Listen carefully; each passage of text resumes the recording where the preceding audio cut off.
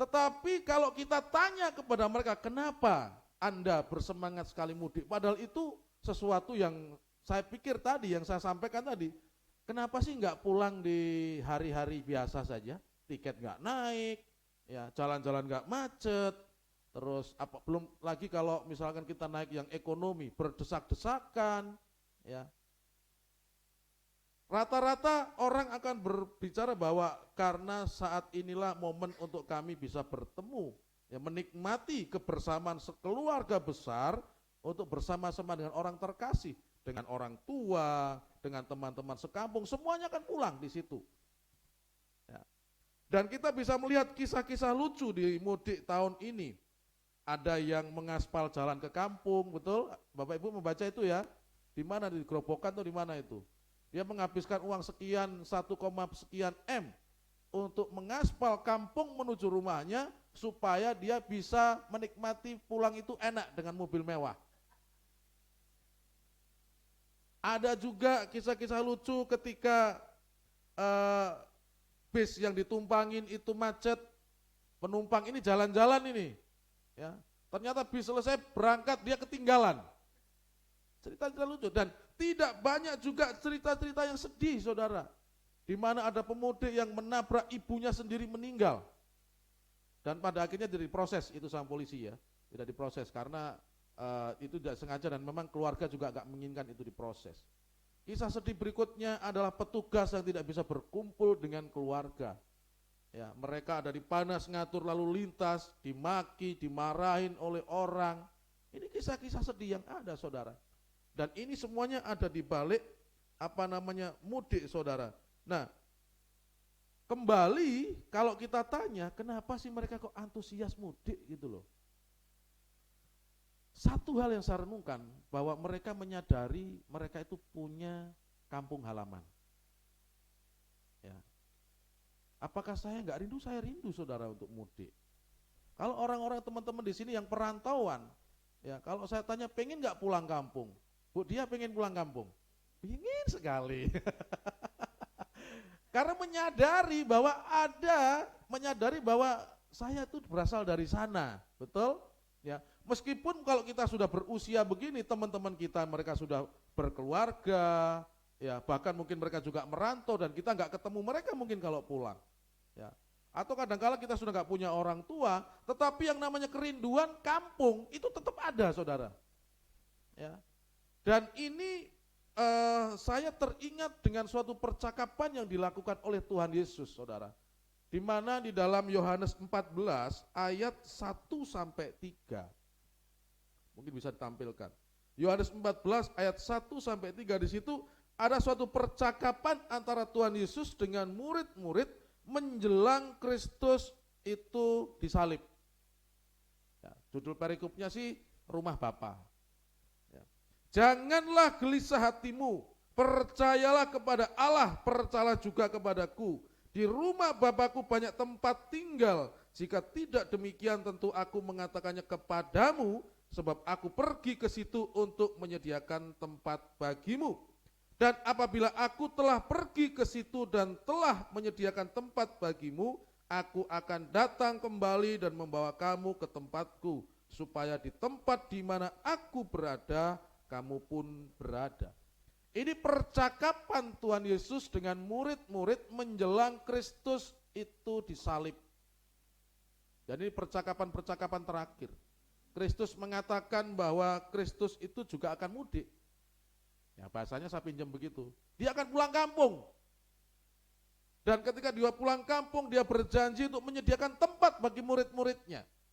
Dan nanti kalau tempat itu sudah siap, murid-muridnya akan dijemput dan di sana akan menghabiskan waktu bersama dengan Tuhan. Dari cerita ini ada beberapa hal yang mau saya sampaikan kepada kita semuanya, minimal 3 yang akan saya sampaikan kepada kita Bapak Ibu, bahwa dari cerita yang ada ini, yang pertama yang saya bisa sampaikan kepada kita bahwa setiap manusia itu semuanya itu akan mudik, Bapak Ibu. Saya pinjam mudik ya, artinya setiap manusia itu akan kembali kepada alam kekekalan. Entah nanti di mana itu, ya, entah itu nanti itu di surga atau di neraka. Tetapi pada saat ini saya tidak akan membicarakan tentang neraka. Kenapa? Karena pembicaraan ini pembicaraan konteksnya bersama dengan murid. Konteks pembicaraan ini berbicara tentang kepada murid-murid yang melayani Tuhan, murid-murid yang bersama dengan Tuhan sekitar 3,5 tahun. Ya. Bahwa setiap manusia itu akan mudik, artinya lebih kasar lagi, setiap manusia itu akan mati. Saya sangat yakin bahwa kalimat ini familiar di hati saudara, bahwa kita semuanya akan mati. Tetapi dunia saudara tipu-tipu. Makanya ada syair yang mengatakan, aku ingin hidup berapa? 1000 tahun lagi. Ya. Dan kalau ditanya, dan ilmu pengetahuan pun sekarang sedang berusaha mencoba supaya manusia itu abadi di dunia. Kalau Bapak Ibu mendengar berita di Cina, sedang membuat suatu alat untuk apa? Untuk membuat orang itu bertahan hidup. Ada yang dibekukan dan nanti diperkirakan puluhan atau ratusan tahun berikutnya mereka akan dihidupkan kembali dengan ilmu yang ada. Sementara dicari rumus ilmunya, mayat yang ada dibekukan di situ. Dan sudah beberapa mayat yang dibekukan di situ Bapak Ibu. Sambil yang hidup ini mereka berusaha mencari ilmu untuk dapat mengembalikan manusia itu bisa beraktivitas kembali. Nah ini dunia saudara. Tetapi ketahuilah bahwa Alkitab itu sudah membuat suatu ketetapan. Ya. Kalau kita melihat di dalam apa yang ditulis oleh Paulus saudara, mau nggak mau dan kita mau menyadari bahwa dunia ini hanyalah tempat sementara. Dunia ini hanyalah kemah saudara. Kita ini hanya berkemah. Kalau saya menyebut kemah itu berarti tidak permanen, betul? Kemarin ketika kita kemah di panti waktu Paskah saudara, adakah ketika membangun kemah itu berpikir saya tidak akan bongkar ini, saya akan selamanya tinggal di sini? Paling-paling ketika saudara dan kita membuat kemah itu kita berpikir bahwa ini untuk 2 hari saja, setelah itu selesai acara kita bongkar. Pasti saudara. Ya, kalau ada yang berpikir gitu mungkin waktu kita bongkar marah-marah, oh jangan, saya mau tinggal di sini terus. Pasti saudara di situ dibongkar dan saudara akan kembali ke rumah. Karena saudara punya rumah. Ya. Di dalam 2 Korintus 5 ayat 1, karena kami tahu bahwa jika kemah tempat kediaman kita di bumi ini dibongkar, Allah telah menyediakan suatu tempat kediaman di surga bagi kita. Suatu tempat kediaman yang kekal yang tidak dibuat oleh tangan manusia, saudara. Hari Kamis kemarin, pendeta besar yang dulu pernah juga di GBI dipanggil oleh Tuhan. Ya, pendeta pendiri Tiberias, saudara. Ya. Dan 2 minggu berturut-turut, saudara, setiap hari Rabu, ini harinya sama Rabu, tapi 2 minggu berturut-turut, teman-teman dekat saya itu dipanggil Tuhan. Satu teman dekat, satu kenalan. Ya, yang teman dekat saya ini usianya baru 35, saudara. Saya ketemu terakhir itu waktu perpisahan dari tempat kerja. Dan kami mendengar beberapa minggu yang lalu bahwa beliau ini sakit. Ketika saya dengar, saya telepon sudah nggak bisa angkat, saudara. Yang angkat kakaknya, dan saya berdoa kepada teman saya ini, dia hanya bilang amin, terima kasih Lek. Kalau panggil saya itu Lek dia. Ya, Lek itu Pak Lek, jadi bapak adik kalau di sini. Om. Ya. Dan kami berjanji Rabu, kami atur waktu Rabu untuk berkunjung ke teman saya ini. Karena Senin kami kunjungan, Selasa kami kunjung, ada WBI, ada ini, dan Rabu itu waktu yang kosong, rencana saya sore untuk berkunjung. Tetapi Tuhan berkehendak lain. Rabu pagi saya ditelepon oleh nomor teman saya, suaminya yang bicara. Ketika saya mau makan dan dia bilang, Mas Dodi, ini sudah nggak ada, dipanggil Tuhan. Saya langsung nggak selera makan, saudara. Saya langsung taruh, dan tanpa saya sadari bahwa saya meneteskan air mata, karena saya begitu dekat dengan teman ini. Ini ibu, saudara. Saya waktu bekerja di tempat kemarin itu, saya diterima sama-sama sama dia. Dari 30 orang, 3 yang diterima, itu salah satunya teman saya ini yang dipanggil oleh Tuhan. Kalau saya misalkan, kalau dia ditanya, Apakah kamu pengen sembuh? Pasti pengen sembuh. Apakah kamu pengen hidup? Pasti pengen hidup. Apalagi dia berjanji untuk hadir di dalam ulang tahun anaknya di bulan Mei ini, saudara. Dan ternyata Tuhan berkehendak lain. Yang satunya lagi adalah istri pengusaha, saudara. Istri bendahara umum dalam suatu partai yang besar di Jayapura. Juga dipanggil Tuhan hari Rabu kemarin. Oleh karena darah tinggi 230, sempat kejang. Dan menyikapi akan hal ini, saudara, saya bergumul, Tuhan, apa yang akan saya sampaikan kepada jemaat yang ada. Akhirnya apa yang kamu alami di hari-hari ini itu sampaikan. Ingatkan kembali kepada jemaat bahwa kita ini tidak abadi di dunia ini. Kalau saya tanya sekali lagi, saudara, saudara yakin bahwa saudara akan mati? Pasti saudara akan bilang, yakin saya akan mati. Saya tidak akan lama, betul. Tetapi tindakan-tindakan kita ini loh yang mengatakan bahwa kita seolah-olah ini kita akan selamanya. Seperti yang saya katakan tadi, sudah menduakan ibadah. Seolah-olah sudah gak butuh Tuhan. Ya. Waktu jam ibadah, sudah gak ikut, sudah ikut online saja. Ya kalau kita yang sakit kita jauh boleh lah. Kalau kita deket, saudara, kita memprioritaskan hidup yang pekerjaan, kalau diikutin, saudara, nggak akan habis. Berapa banyak orang Kristen ketika, saudara, sepi itu minta untuk didoakan. Pak, tolong doakan. Bahkan saudara sendiri bergumul berpuasa supaya dapat job. Tetapi berapa banyak ketika job itu datang, saudara, kita sudah berubah. Apalagi pekerjaan ini dikejar dengan batas waktu yang ada. Ya. Kita sering seperti itu, saya dulu juga seperti itu. Nah, saya mengingatkan kepada kita, saudara, akan hal itu. Bahwa kita di dunia ini hanya sementara. Paulus sengaja menggunakan kata kemah, saudara, ini bisa mengacu kepada tubuh kita yang fana. Bahwa kemah ini kalau dibongkar, saudara, ya nanti akan menjadi bangkai. Secantik apapun kita, operasi habis ratusan juta supaya dipandang bagus, cantik, ganteng, saudara. Ketika mati, saudara, tetap menjadi mayat. Beda dengan ayam ya, karena begitu katanya. Kalau ayam itu waktu hidup namanya ayam, gitu ya. Ketika mati, ayam goreng, ayam geprek, ayam apa lagi? Ayam bakar. Ya. Manusia namanya si Jono, si Stephen, si Petrus, ya, si Dodik pun. Nanti ketika mati satu aja namanya sama, saudara, mayat, saudara, jenazah. Ya. Itu kita, manusia, saudara. Ya. Jadi kemah ini nanti kalau dibongkar, saudara, kita akan tinggalkan mau tidak mau, dan itu tidak berdasarkan usia harus tua. Teman saya 35, masih muda, usia produktif, saudara. Ya, karirnya bagus di perusahaan, saudara. Dan ketika dikatakan dibongkar, saudara, di sini itu bisa dikatakan dihancurkan atau dirobohkan. Dan ini, saudara, berlaku untuk semua manusia.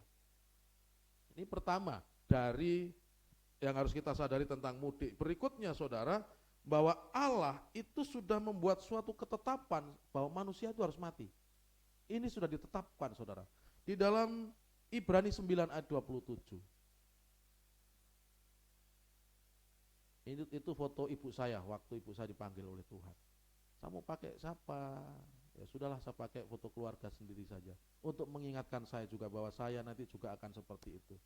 Orang-orang yang saya kasih akan berdiri di samping saya, mungkin anak saya, istri saya kalau saya yang duluan. Ya, mungkin bapak ibu akan di samping peti itu kalau saya dipanggil duluan dari bapak ibu. Kalau saya dipanggil di sini, ya kita harus ingat akan hal itu. Dan sama seperti manusia ditetapkan untuk mati hanya satu kali saja, dan sesudah itu dihakimi. Sama seperti manusia ditetapkan untuk mati, bahwa kehidupan kita pada akhirnya di dunia ini ditetapkan untuk mati, saudara. Ingat, ditetapkan untuk mati. Mau tidak mau, siapapun ini berlaku bagi presiden, berlaku bagi menteri, berlaku bagi orang kaya, orang miskin, orang sehat, orang sakit, saudara. Ini berlaku bagi semuanya, saudara. Dan ketika ini datang, saudara, tidak akan ditanya rohaninya sudah cukup baik atau belum. Tidak ditanya sudah lulus sekolah D3 atau S3, gelar doktor, profesor, saudara. Tidak ditanya kamu siap enggak?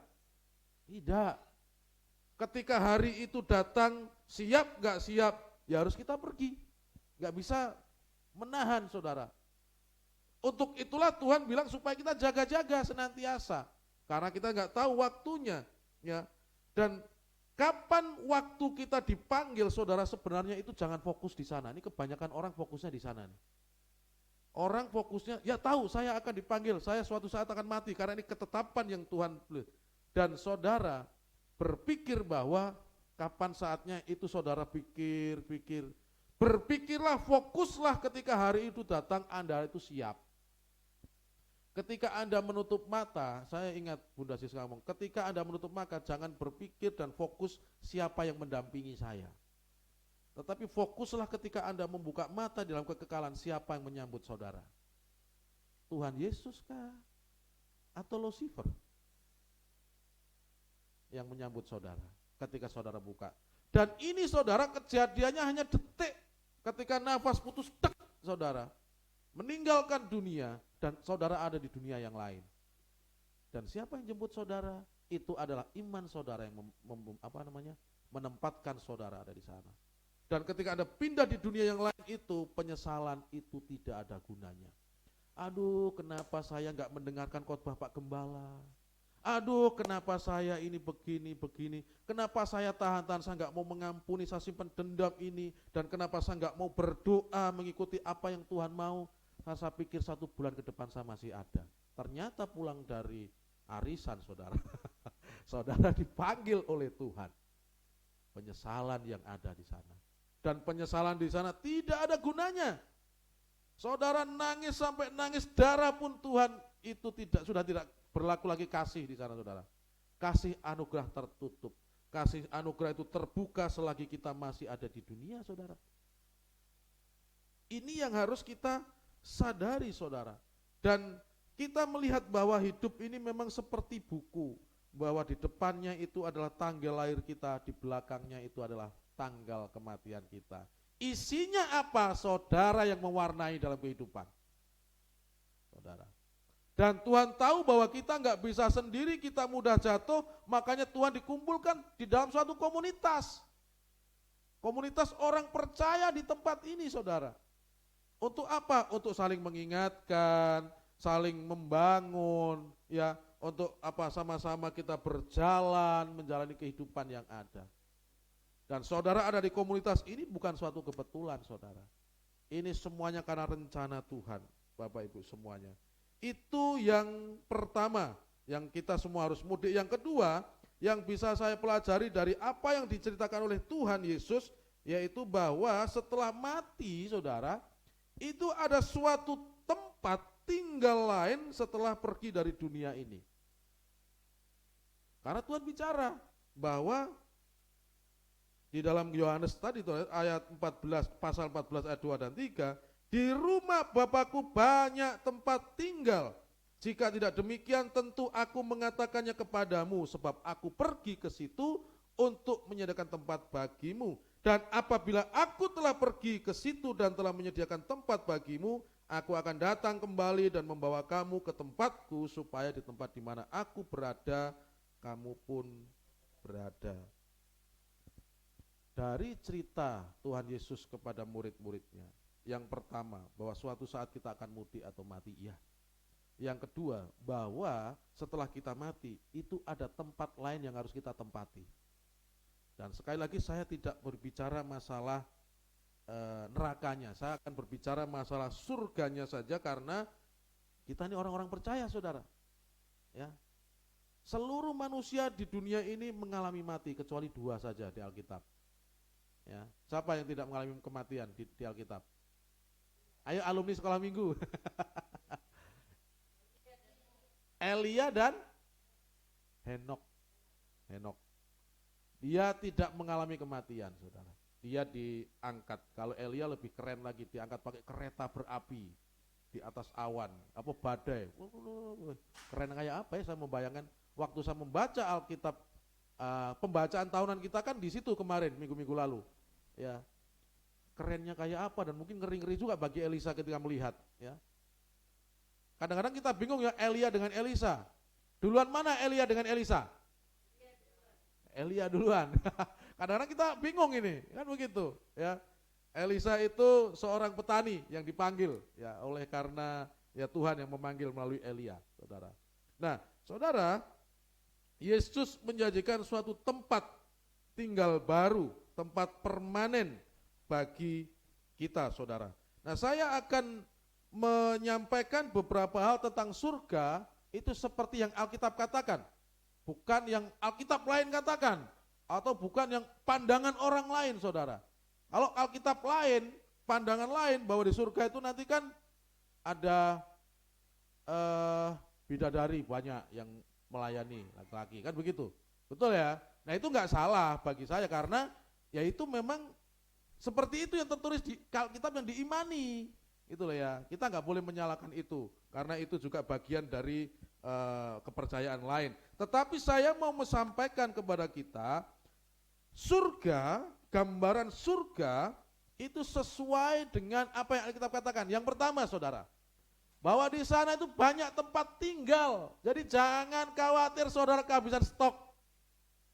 Ya, bahwa di surga itu banyak tempat tinggal, saudara. Jangan saudara khawatir ketika masuk surga, saudara nanti dapat, aduh, di pinggiran nih kita nih, ya. Atau di surga nanti saudara buat kemah karena nggak dapat tempat tinggal. Alkitab katakan di sana banyak tempat tinggal dan ini Tuhan Yesus yang mengatakan. Ya, kita amini. Yang kedua, saudara, bahwa perbuatan baik itu bukan syarat masuk untuk ke surga. Roma 6:23, bahwa hanya karena kasih karunia kita masuk ke sana.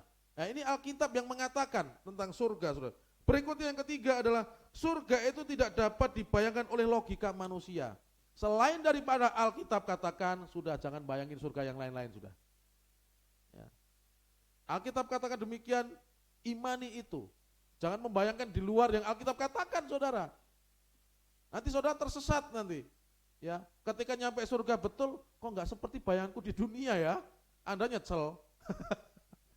Aku mau keluar dari sini. Minta resign dari surga untuk ke neraka. Ya, yang berikutnya yang keempat, bahwa di surga itu tidak ada kebinasaan. Artinya bahwa di sana itu kekal adanya, saudara. Daging dan darah kebinasaan tidak mendapat bagian di surga. Ya, itu tempat yang kekal. Yang berikutnya adalah surga itu tempat yang kudus. Kalau nggak kudus nggak bisa masuk. Ada satu saja dosa, saudara, itu tidak bisa membuat kita ada di surga. Kudus artinya sempurna, tidak ada celah. Pernah ada suatu cerita, ketika orang membuat roti, saudara, dan dia mempunyai 10 telur, telur satu dipecah bagus, sampai 7, 8, ke 9, tinggal telur yang terakhir, yang ke 10 ketika dipecah dibuka, busuk. Saudara. Dan karena orangnya nggak tahu aja, tak jadikan satu, diaduk. Menurut saudara, kue itu sempurna tidak? Nggak sempurna, saudara. Begitu juga dengan kita, kehidupan kita itu baik sekali, saudara. Tetapi ada satu kesalahan kita, itu menggugurkan kekudusan kita. Ya, kita sudah tidak layak, saudara. Ya, jadi makanya tadi katakan bahwa ke surga itu bukan karena perbuatan baik, tetapi karena kasih karunia. Itu yang kelima, saudara, bahwa di surga itu adalah suatu tempat yang kudus. Yang keenam, bahwa di surga nanti, saudara, itu terdapat suatu kumpulan dari orang segala suku, segala bangsa, dan segala bahasa. Jadi surga tidak didenominasi dengan satu bahasa yang ada di dunia, tidak. Kamu tidak mengerti bahasa Jawa, nggak bisa masuk surga. Alkitab katakan di surga itu akan berkumpul semua orang dari segala suku, segala bangsa dan bahasa. Berkumpul untuk apa? Memuliakan Tuhan. Ini surga yang Alkitab katakan. Berikutnya adalah bahwa di surga nanti saudara tidak ada yang namanya mati mendadak dan tidak ada yang namanya orang melahirkan. Seperti malaikat di sana. Berikutnya, di surga tidak ada orang berbuat jahat dan tidak ada orang berbuat busuk. Tidak ada tipu-tipu lagi di sana. Orang yang suka tipu-tipu di dunia tidak akan bisa masuk surga. Untuk itu ketika Anda menjadi calon keluarga kerajaan surga, berusahalah untuk hidup jujur, tinggalkan tipu-tipu saudara. Nanti akan menjadi kebiasaan di sana. Alkitab katakan bahwa tidak ada tipu-tipu dan tidak ada orang yang suka bohong di sana, saudara. Yang berikutnya adalah di surga tidak ada orang catat, tidak ada orang tuli, tidak ada orang lumpuh. Nah, ini Alkitab katakan dalam Yesaya, saudara. Gambaran di surga berarti ketika kita di dunia ini ada orang yang cacat dan dia beriman, maka tubuhnya akan jadikan tubuh kemuliaan dan disempurnakan oleh Allah. Tidak ada orang cacat di sana. Berikutnya di surga, saudara, itu tidak ada hawa nafsu. Tidak ada lagi di surga itu kawin dan mengawinkan, saudara. Tidak ada lagi pernikahan jasmani seperti di dunia di surga. Wah, nggak asik dong kalau begitu. Nggak enak berarti sana, nggak ada nafsu. Ya. Tetapi mau nggak mau, saudara, ini yang Alkitab katakan.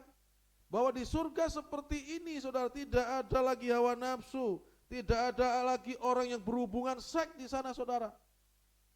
Lupa di iman lain mengatakan seperti itu. Enak ya di sana, ya ikutlah sana, saudara. Tapi saya katakan jangan. Ya, jangan, saudara. Alkitab katakan seperti ini tentang gambaran surga. Berikutnya bahwa surga itu tempat yang abadi. Berarti tidak ada batas, adanya kekekalan, menikmati kebahagiaan bersama dengan Tuhan di sana, saudara. Dan semua yang ada di surga, saudara, itu suci seperti malaikat. Di surga tidak membutuhkan matahari. Alkitab pun katakan gitu. Karena sinar kemuliaan Allah menerangi warga kenegaraan surga. Anda mau ke surga, saudara? Siap? Betul, siap? Siap? Kalau sekarang dipanggil lebih cepat lebih baik untuk Bunda, untuk Caca. Waduh, belum gitu ya, belum nikah, ini usia-usia mau nikah. Tetapi mau tidak mau kita harus siap, saudara. Ya, mau tidak mau kita harus siap. Karena di surga gambarannya seperti itu tadi, saudara. Ini yang kita katakan dan itu tidak semua saya sampaikan. Kalau saudara membaca lagi akan lebih banyak lagi gambaran tentang surga.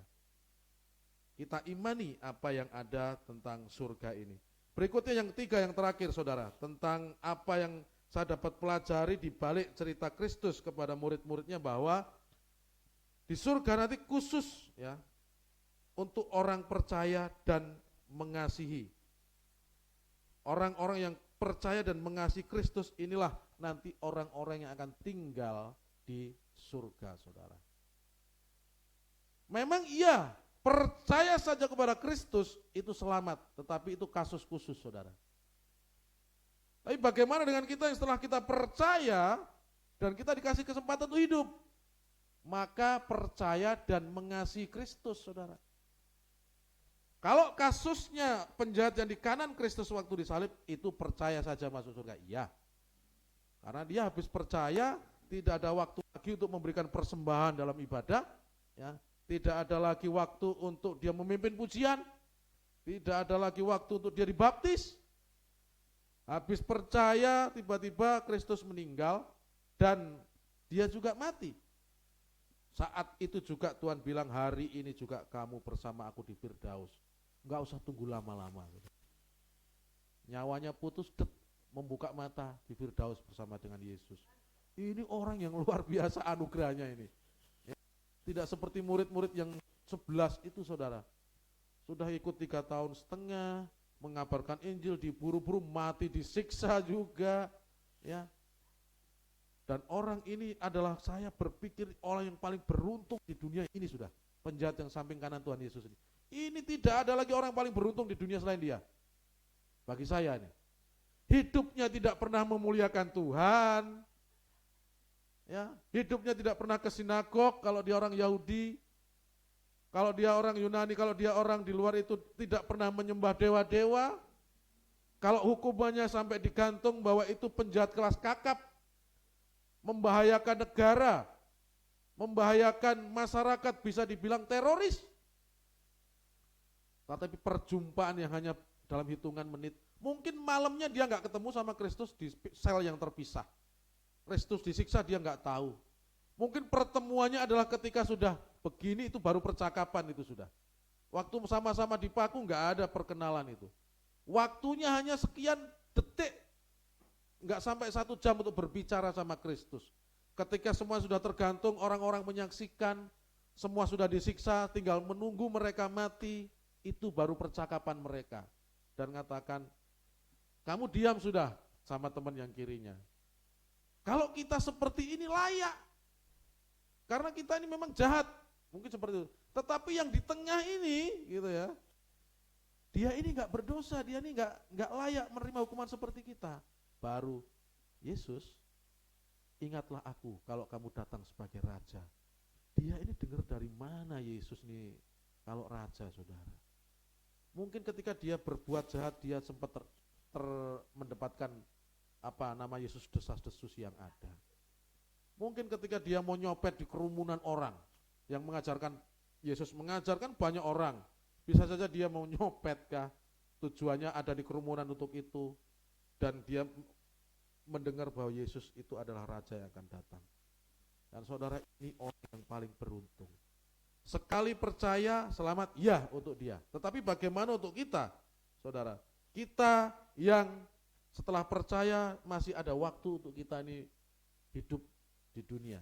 Ya harus mengasihi, saudara. Karena apa? Kristus mengatakan begini, saudara, dalam Yohanes 14 ayat 23-24. Jawab Yesus, jika seorang mengasihi aku, ia akan menuruti firman-Ku, dan Bapa-Ku akan mengasihi dia, dan kami akan datang kepadanya dan diam bersama-sama dengan dia. Barang siapa tidak mengasihi aku, ia tidak menuruti firman-Ku, dan firman yang kamu dengar itu bukanlah daripadaku, melainkan dari Bapa yang mengutus aku. Saudara, orang melakukan perintah yang didasari dengan percaya dan kasih, itu orang yang melakukan itu sungguh-sungguh murni, saudara. Nggak usah jauh-jauh untuk Tuhan. Ketika saudara diperintah atau dimintain tolong oleh orang yang Anda kasih, saudara, ya, dan dia minta tolong untuk melakukan sesuatu meski itu berat, karena dasarnya saudara sudah percaya, dasarnya saudara mengasihi, pasti saudara melakukan itu dengan rela hati. Saya yakin itu.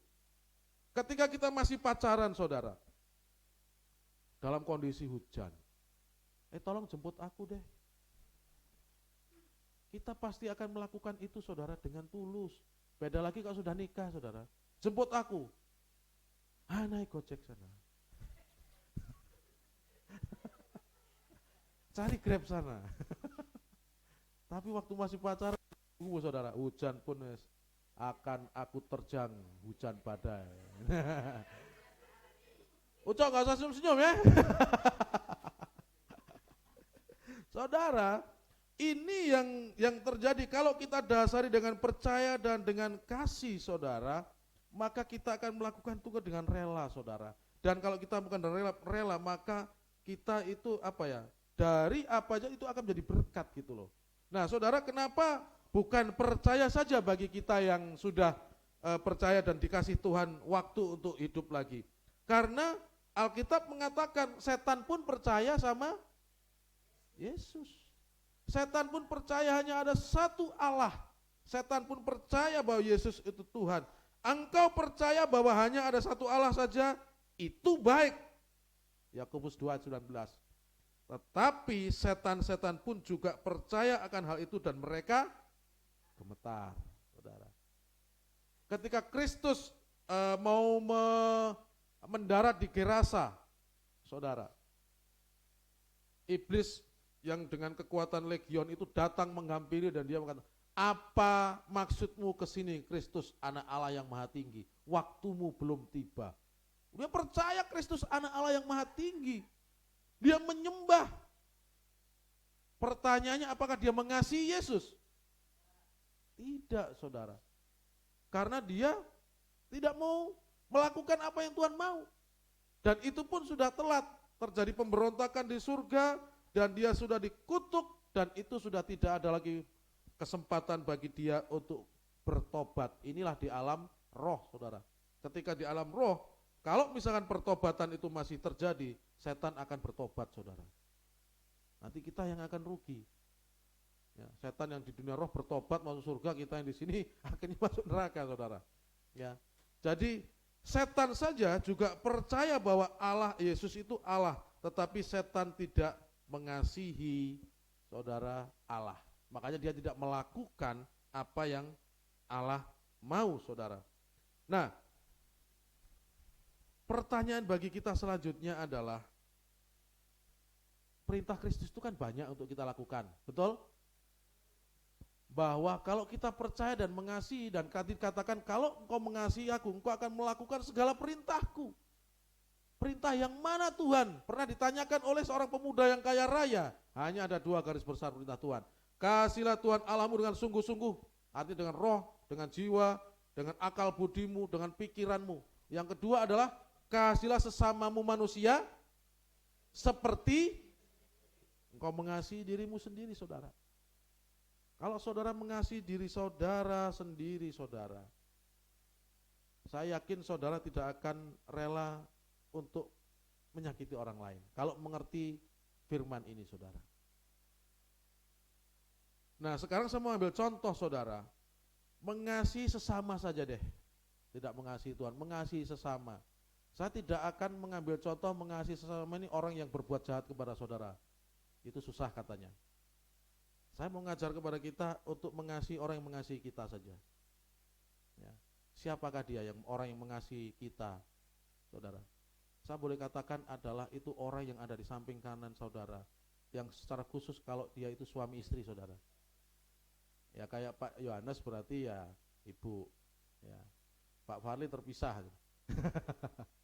Saudara, saya mengambil contoh, saudara, dari mari kita lakukan apa yang menjadi perintah Kristus, saudara, mengasihi orang yang mengasihi kita. Itu pasangan hidup kita itu sudah tentu dia mengasihi kita, saudara. Kenapa? Ada beberapa hal yang dia lakukan untuk membuktikan kasihnya kepada kita. Yang pertama, saudara, di situ yaitu, lanjut, dia itu, saudara, rela ya meninggalkan orang tuanya itu demi kamu. Istrimu ini, ya Bapak Ruben ya. Ibu Jessica rela meninggalkan orang tuanya untuk mendampingi Anda. Itu bukti bahwa itu sudah mengasihi. Begitu juga dengan Jessica, ya. Saudara Ruben rela meninggalkan orang tuanya jauh di Jakarta, bukan semata-mata pekerjaan, tidak. Tetapi karena mengasihi pasangan yang ada, saudara. Saya pakai konteks pasangan hidup ya. Jadi bagi teman-teman yang belum punya pasangan hidup, menyesuaikan aja ya, berandai-andai aja lah. Berandai-andai sajalah ya. Karena saya ini berbicara mengasihi orang yang mengasihi kita, yang sudah dibuktikan gitu loh ya. Yang sudah dibuktikan. Yang pertama, bahwa suami atau istrimu itu rela meninggalkan orang tuanya itu demi kalian. Hei suami dan istri. Yang kedua, saudara, dia itu rela meninggalkan saudara-saudarinya untuk Anda, untuk saya ya. Artinya ya suami istri Anda dan saya, bukan sama-sama begini ya. Yang ketiga adalah dia itu, saudara, rela menghabiskan sisa hidupnya untuk Anda. Hai para suami dan para istri. Ya. Kalau nikah umur 22 tahun, ya. Berarti kalau dia dikasih umur 70 tahun, sisanya itu akan dihabiskan dengan Anda, suami atau istri. Bangun tidur Anda akan lihat itu. Sebelum tidur Anda akan lihat wajah itu. Ketika Anda tidur pulas Anda terbangun, dan ketika Anda terbangun karena terganggu oleh ngorok yang itu setiap malam itu sudah. saudara? Bosan. Tetapi dia sudah berkomitmen ya untuk menghabiskan waktu sisa hidupnya di dunia ini dengan pasangan yang ada. Makanya kenapa ketika dia memutuskan untuk menikah, saudara, itu ada janji, siap untuk menerima apa adanya, dalam keadaan sehat, dalam keadaan sakit, dalam keadaan utuh, dalam keadaan cacat, dalam keadaan suka, dalam keadaan duka, dalam keadaan kaya, dalam keadaan miskin. Itu diucapkan di hadapan Tuhan, di hadapan hamba Tuhan, di hadapan orang tua kalian, di hadapan jemaat. Loh, janji ini bukan janji sembarangan, saudara. Ini janji yang suci, karena di hadapan saksi 4 oknum. Tuhan, hamba Tuhan, orang tua, jemaat. Ya. Dan ini baru 3, saudara. Selanjutnya yang keempat, rela mengandung anakmu dan rela menafkahi anakmu, saudara. Ini yang keluarga yang betul ya. Kalau yang enggak ya kadang ditinggal juga. Ya. Tetapi saudara, inilah rela mengandung. Mengandung itu kan katanya sakit ya. Loh, kalau saya bilang katanya, saya nggak ngalami kan begitu ya Pak Ruben ya. Betul. Katanya sakit, betul Bu Suryani ya. Kemarin saya sempat baca itu di Facebooknya Bu Suryani itu. Mulai dari belum melahirkan, sudah ada ini dan selesai semuanya, dan itu dilalui dan mengucap syukur anak itu. Itu semuanya Ibu lakukan rela, Bu? Rela, Bu ya? Iya, rela toh. Artinya enggak menggerutu dengan suami, gara-gara kamu saya begini, gitu kan. Rela mengandung anak, ya. Dan suami rela banting tulang, saudara, untuk supaya ada susu, rela banting tulang untuk supaya anak bisa sekolah. Rela menafkahi, rela mengandung, saudara. Ini orang yang mengasihi kita, dan kita lakukan untuk mengasihi ini, saudara. Berikutnya adalah rela mendengarkan keluh kesahmu. Ya. Saya sering, kalau ada apa-apa juga cerita sama istri cerita sama saya. Kadang-kadang juga, aduh kok kemarin ini aja sih keluh kesahnya. Tapi kita dengar saja. Ya. Sama-sama habis itu kita cari solusi. Yang berikutnya adalah rela menerima kelebihan dan kekurangan kita, saudara. Ini orang yang mengasihi saudara, buktinya itu ada 6 poin itu. Suami atau istri saudara. Mungkin saudara akan menemukan ke-7, ke-8, silahkan. Ya, saya merenungkan hanya sampai sebatas 6 nih, belum dapat yang lainnya. Ya. Nah, saudara, untuk itu orang yang telah mengasihi saudara dengan bukti ini, dengan janji, dengan menghabiskan sisa hidupnya ini, maka jangan suami atau istri yang ada ini menjadi objek untuk kemarahan saudara. Sedikit-sedikit masalah dalam pekerjaan, pulang dilampiaskan kepada istri. Ya. Istri juga begitu, karena banyak pekerjaan gini-gini, dilampiaskan kepada suami. Kalau seperti ini, maka keluarga akan menjadi neraka dan saudara tidak akan menikmati kasih Tuhan. Ini baru salah satu contoh tentang menjalankan perintahnya Kristus tentang kasih, saudara. Saya memakai orang yang mengasihi kita. Betapa kita mengasihi orang yang mengasihi kita aja kita sering gagal, betul? Apalagi kita mengasihi orang yang membenci kita, memfitnah kita, menusuk dari belakang. Susah, saudara. Untuk itulah kita diperlukan yang namanya percaya dan mengasihi dengan supaya kita melakukan itu dengan setia, melakukan dengan tulus, saudara. Ya. Bahwa istri atau suami adalah orang yang paling tahu tentang kelemahanmu dan kekuatanmu, saudara. Orang tuamu belum tentu tahu kelemahan kita, tetapi istri dan suami ketika sudah berkeluarga tahunan, saudara, paling tidak dia itu orang yang mengetahui kelemahanmu dan kekuatanmu. Maka kasihilah dia, dukung dia. Kelemahan yang ada tutupi dengan kekuatanmu. Ya, kekuatan kelemahan kita supaya ditutupi dengan pasangan kita, saudara. Dengan demikian maka salah satu perintah Allah tentang mengikuti atau membuktikan kasih, saudara, itu kita lakukan. Ya, jadikan pasanganmu sebagai salah satu menuju surga. Bukan berarti ketika kita berbuat baik kepada istri ini kita langsung masuk surga, tidak saudara, atau suami. Tetapi dengan kita melakukan perintah Kristus, salah satunya adalah untuk kita bisa masuk surga saudara. Tapi bukan syarat utama. Syarat utama adalah percaya Kristus. Tetapi bagi orang yang tidak punya kesempatan gitu loh. Orang bagaimana mau dikatakan percaya Kristus tetapi kalau tidak melakukannya, itu seperti setan. Ya saya bandingkan dengan setan aja, minta maaf. Percaya sama Kristus tetapi kelakuannya tidak mencerminkan sifat Kristus, seperti setan saudara. Setan itu juga ada di rumah ibadah loh, gitu loh. Di Markus berapa itu, di awal-awal 3 atau 1 itu. Ketika Tuhan Yesus mengajar di rumah ibadat, ada orang kerasukan. Nah ini kalau saya misalkan ngajar ada orang kerasukan, setan ada di sini. Ketika Tuhan Yesus mengajar ada orang kerasukan, itu di rumah ibadat saudara. Kita banyak melihat di sini juga orang mabuk pun juga nyanyi ke gereja, betul? Lebih hebat lagi. Kemarin ada cerita tentang orang mabuk yang membalas, siapa yang cerita itu ya Maya?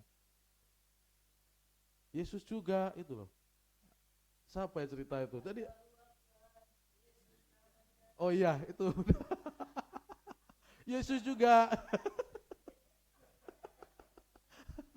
Jadi rumah ibadah lain mengumandangkan ajakan untuk melakukan ibadah, tetapi orang-orang mabuk itu dengan teriak juga. Ya, Yesus juga. Artinya apa saudara? Bahwa untuk membuktikan kita sebagai orang percaya, saudara, ya kita harus melakukannya. Itu bukti kita mengasihi. Kalau kita mengaku percaya tetapi kita tidak melakukannya, itu sama halnya dengan kita itu iblis sudah, kita setan sudah. Hanya di mulut, tetapi tindakan, pikiran, pola pikir kita itu tidak sejalan dengan perintah Allah. Ya.